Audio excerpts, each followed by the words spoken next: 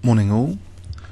I know a strong theme on the channel, well I hope it has been a strong theme, was the concept of a docking computer last year. The idea that you can check for forcing moves and find tactical vulnerabilities, even outrageous ones, maybe later at some point in the game conditions change and that they actually work in some sort of scenario. So examining forcing moves gives us a tactical insight into vulnerabilities so we can anticipate more. But I don't think we've really explicitly addressed the reverse side of the coin.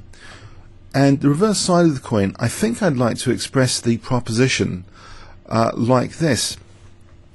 Allowing forcing moves is like allowing potential punishment. Now I say potential punishment because it's a generalization. Sometimes the opponent does a forcing move, say with a pawn, like in recent Magnus Carlsen game. He was very provocative, encouraging some pawn-based forcing moves, but in certain circumstances it weakens the opponent's position longer term. Pawns cannot go backwards, so that's a great example where sometimes you don't mind the opponent's forcing moves, but in a lot of cases I think you can kind of assume that if you allow forcing moves, you're allowing potential punishment. I'm not sure, there was a video which almost went in this direction about, it was entitled The Importance of Interrupting, the ability to interrupt forcing moves. Especially if you can't calculate fully ahead, you get time constraints. So you just want to make sure that forcing moves are removed from the opponent just in case. So sometimes there's a situation like that. Even in a long game you might be low on time and you might want to reduce the potential for deadly forcing moves, and you might not be able to calculate the actual exact consequences. But I want to just go over some recent examples from my ICC database of games where allowing forcing moves is, let's go with this proposition that allowing forcing moves is often allowing punishment. So in a recent game, going backwards, my opponent had just done bishop h6, and there's the potential for the queen here, if after bishop takes h6, to be further attacked. The knight was strong anyway. Positionally it was kind of looks like a wrong move anyway because of f4. But let's just examine this from the point of view that there's a potential punishment here, and we don't. The key thing is we don't want to try and generalize the issue or the kind of rule break in inverted commas. The rule break here, you might be, oh, the rule break was getting the queen trapped. Well, really, we can look at specific forcing moves to see if the queen, really is trapped. I mean, they bring out the issue. They're the punishment. And after f4, there is now a specific forcing move on the horizon. And so here, because this potential for forcing move knight f7, there's a potential punishment, and it was achieved here with rook f6. So the punishment of the kind of rule break that the queen's now trapped is there, and my opponent resigned here. So let's just think about this proposition though in particular, that allowing forcing moves is allowing potential punishment. I'm not sure how many of you have thought of it like that. So it's a little bit stronger than, oh, it's nice to be able to interrupt the opponent's forcing moves. As I say, there are certain forcing moves you don't mind at all from the opponent. They're weakening sometimes the opponent's position. Maybe they're improving some of your pieces if your queen might be changed to a better position, for example. So okay, sometimes there's a positive gain you make actually from the opponent's forcing moves, but this kind of sense of danger that sometimes allowing them is like allowing punishment is interesting to consider. So let's go on to another example. So in this game against Artificer, I played as white and it looked like a good game, and many of you voted it up, queen h4, but the fact is the queen is sensitive to forcing moves here. I don't know if someone engine checked this game or just found it, but the punishment wasn't meted out here. That actually, it seems, and I think maybe we can just quickly engine check this, but the queen is prone to a forcing move here. It is sensitive to forcing moves, so you can imagine that there might be some sort of punishment. Knight f3 is the key one. And let's just add a bit, so just to make sure of this. Yes, it seems black is winning after knight f3. The point is, the punishment could be dealt with. So say the queen moves, then we have knight takes and rook takes f2, and we're winning, and black will be winning the queen. So in the game, I got away with it, and it seemed like a good game. It seemed like a logical move in some respects, but it did allow knight f3. The point here is, again, intuitively, instead of thinking about a generalistic, what is the rule break, whatever, let's, by this kind of specific focus of thinking, that if you allow forcing moves, you allow potential punishment. Maybe, possibly, you can avoid such moves in your own game. So queen h4, knight f3. In the game, I was lucky that, in fact, we saw knight f5 here, and I was okay again. I was doing very well. In fact, I had the forcing sequence punishment. Blocking computer is like, it puts you in the position of judge, of punisher. But if you're on the receiving end, obviously you're going to be punished, and you're being judged. So it's nice to be able to be the forcer. But this reverse perspective of allowing forcing moves is like allowing punishment is I think worth a video note like this. So here, in a recent classic game, very exciting. So I was playing black, and the opponents are just, and it's linked in with weakness of the last move as well.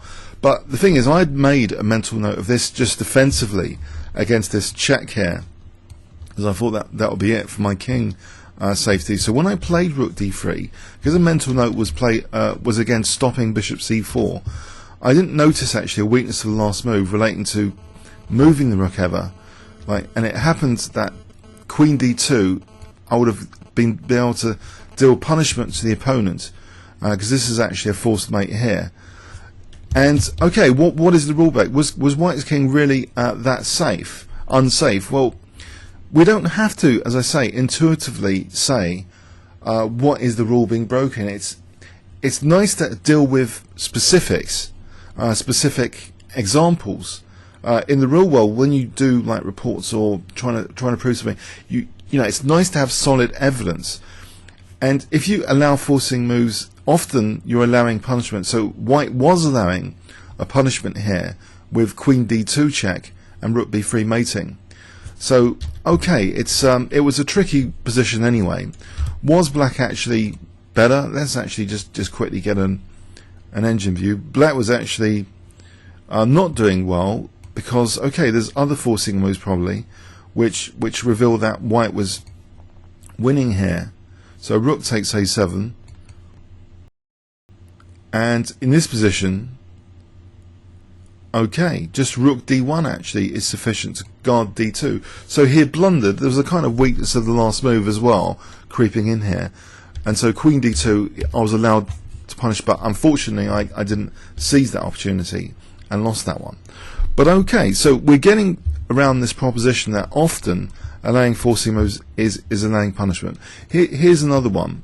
So I was white, and actually I was so embarrassed with this one I didn't upload the video yet, but I thought knight f6, I was trying to consolidate my extra material, and I could upload the video at some point, but so I thought, was it marking time was actually a serious threat, and I play this, what I think is a good forcing move, to try and stop this forcing move. Actually there was a good intention to try and stop like decoys potentially, but I run into other punishment here with rook takes c3, whoops.